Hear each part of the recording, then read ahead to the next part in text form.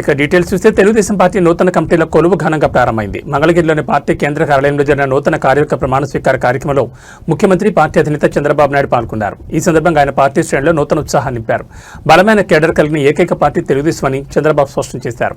ఓటమి ఎదురైనప్పుడు చాప చుట్టేసే పార్టీలను చూశామని, కానీ గెలిచినా ఓడినా సగర్వంగా ఎగిరేది కేవలం మన పసుపు జెండా మాత్రమేనని ఆయన ఉద్ఘాటించారు. 4 దశాబ్దాల్లో ఎన్నో సంక్షోభాలను చూశామని, కార్యకర్తల పౌరుషం ఏనాడు తగ్గలేదని కొనియాడారు.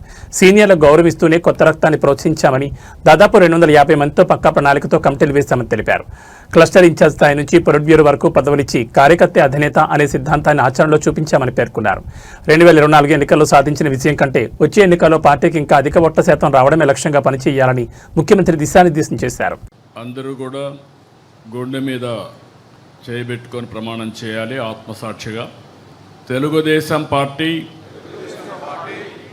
ఆశయాలకు, పవిత్ర లక్ష్యాలకు కట్టుబడి ఉంటూ పార్టీ సభ్యునిగా క్రమశిక్షణతో, ప్రజాసేవాభావంతో మనస వాచ కర్మేణ నిరంతరం పాటుపడుతూ నిస్వార్థంగా అవినీతి అక్రమాలకు పాల్పడకుండా